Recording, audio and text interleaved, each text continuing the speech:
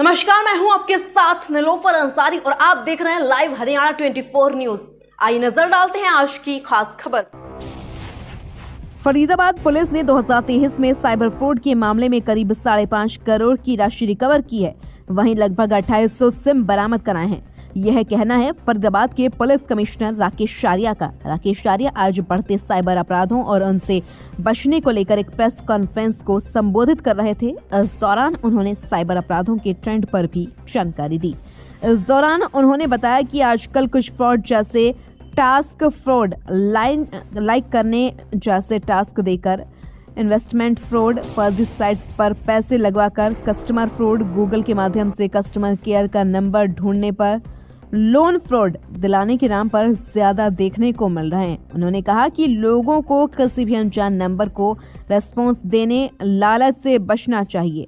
उन्होंने कहा कि लोगों को किसी भी अनट्रस्टेड ऐप इंस्टॉल नहीं करना चाहिए। वहीं अपने अकाउंट से संबंधित जानकारी किसी को नहीं देनी चाहिए।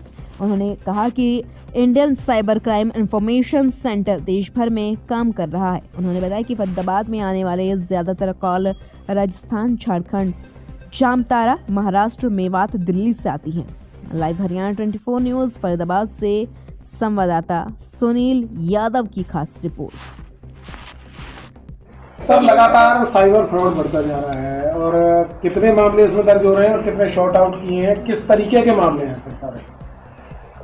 देखिए, जैसा कि आप सभी को जानकारी है और अभी आप लोगों से थोड़ी देर पहले बातचीत भी की है, आज का जो हमने यहाँ आपसे बातचीत का विषय रखा है वो साइबर अपराध जागरूकता को लेकर के हमने ये एक छोटी सी प्रेस कॉन्फ्रेंस आपके साथ ऑर्गेनाइज़ की है, जिसमें हम एक लीक से हट कर के हमने वो बात नहीं की कि हमने पिछले साल कितनी कंप्लेंट्स आई, कितने केसेस आए, क्या रिकवरी हुई, कितने एक्यूज अरेस्ट किए, क्या हमने किया।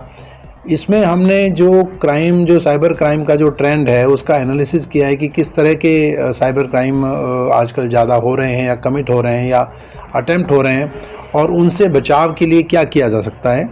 वो एक दूसरा पक्ष भी है कि हमने कितने उस तरह के मामले ट्रेस किए और कितने हमने एक्यूज अरेस्ट किए हैं। हमने यदि जनवरी की सिर्फ बात करें इस साल की, तो क्योंकि हम साइबर अपराध का फरीदाबाद में बुलेटिन भी हमने स्टार्ट किया है। समय समय पर हम आप लोगों के माध्यम से भी जानकारी पब्लिक को भी देंगे कि इस तरह के फ्रॉड कमिट हो रहे हैं और आप ये सुविधा बरतें, ये सावधानी बरतें। ये डूज़ और डू नॉट्स की हम बात करेंगे। तो अभी तक जो निकल कर के आ रहा है, हमने 10 लाख से ऊपर के फ्रॉड्स को हमने लिया।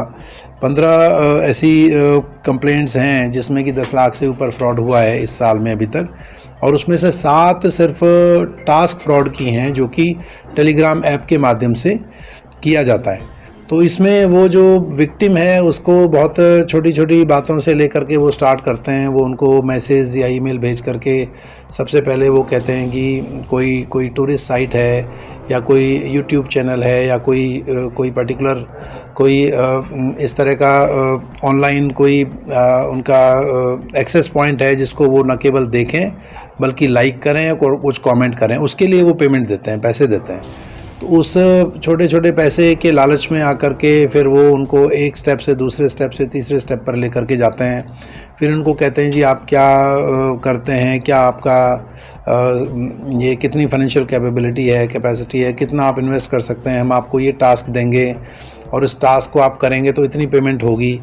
तो इस तरह के फ्रॉड्स में फंस करके और फिर वो टेलीग्राम की एक ऐप डाउनलोड करा देते हैं। उसमें फिर कुछ लोगों का एक ग्रुप बना होता है, वो भी फिर पैरेलली उसमें टेक्सटिंग करते रहते हैं। तो एक ऐसा वो ऑथेंटिक उसको बना देते हैं, ऐसा क्रिएट कर देते हैं कि जैसे कि एक जेन्युइन सारी चीज़ें हो रही हैं और वो कहीं टास्क कर रहे हैं, उसके पैसे आ रहे हैं, बाकी लोगों को भी पैसे आ रहे हैं, और जो वो इन्वेस्ट करते हैं और जो वो टास्क फिनिश करके जो पैसा उनका होता है वो किसी एक वेबसाइट पे, एक पोर्टल पे उनको दिखता है, रिफ्लेक्ट होता रहता है। उनको लगता है कि हमारा पैसा यहाँ पर इकट्ठा हो रहा है। तो वो इस तरह से मल्टीपल लेवल पे जा कर के उनसे बहुत सारा पैसा ले लेते हैं और उसके बाद वो जब निकालने की बात करते हैं तो वो उसको मना करते हैं और अलग अलग बहानों से न केवल उनको पैसे नहीं निकालने देते बल्कि और ज़्यादा पैसे उनसे लेते रहते हैं और ज़्यादा कोई लिमिट बता करके, कभी कोई इनकम टैक्स की माध्यम से।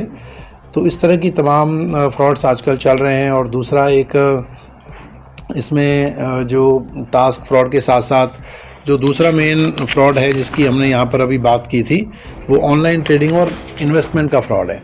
तो उसमें वो फिर इसी तरह से आपको इन्वेस्टमेंट की बात करते हैं, शेयर मार्केट में ट्रेडिंग की बात करते हैं, बड़े लंबे चौड़े आपको प्रॉफिट्स देने की बात करते हैं। तो उसमें भी लोग फंस करके बहुत बड़ी मात्रा में, बड़ा अमाउंट में पैसा गंवा रहे हैं अपना। तो उसमें पुलिस ने ये अभी जो हुए हैं उसमें 5 केसेस भी दर्ज किए हैं और लगभग सभी केसेस ट्रेस भी कर लिए हैं, काफ़ी रिकवरी भी की है, काफ़ी एक्यूज़ अरेस्ट किए हैं, मोबाइल फ़ोन्स की रिकवरी की है।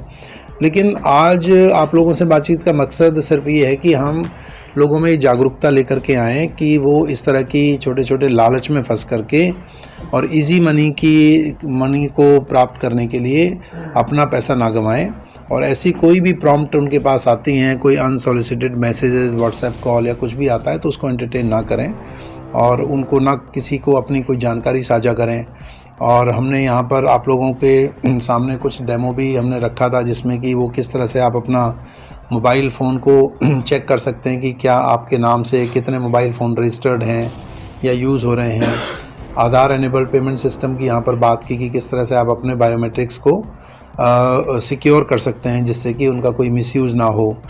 और भी यहाँ पे बात कई तरह से आप लोगों के सामने हमने रखी, जो कि आप लोगों को ये रिक्वेस्ट किया है कि मीडिया के माध्यम से आप आम जनता तक इसको पहुँचाएँ जिससे कि ज़्यादा से ज़्यादा लोग इस तरह के फ्रॉड से बच सकें और अपना जो कि मेहनत से कमाया हुआ पैसा है उसको गंवाने से बच सकें और वो खुद भी सुरक्षित रहें और बाकी अपने जो भी, चाहे उनके परिवार के सदस्य हैं, चाहे वो बाकी उनके साथी हैं, उन सभी को भी इनकी जानकारी साझा करें और सभी को बताएं कि हमने ऑनलाइन बहुत सारी पेमेंट्स और सारे एक्टिविटीज़ हमारी आजकल हो रही हैं, तो उसमें हमें सुरक्षित सेफ़ कैसे रहना है, कैसे अपने आप को, चाहे वो 2 फैक्टर ऑथेंटिकेशन की बात है, वेरिफिकेशन की बात है, या कोई भी हमने किसी को अननोन के साथ कोई ग्रुप में नहीं ज्वाइन करना, कोई लिंक को नहीं क्लिक करना है, किसी तरह का कोई हमने ऐप नहीं डाउनलोड करनी है। और कभी कोई इस तरह की सिचुएशन आती है जिसमें कि आपको लगता है कि हाँ हम इसमें फंस सकते हैं या फंस गए हैं, तो तुरंत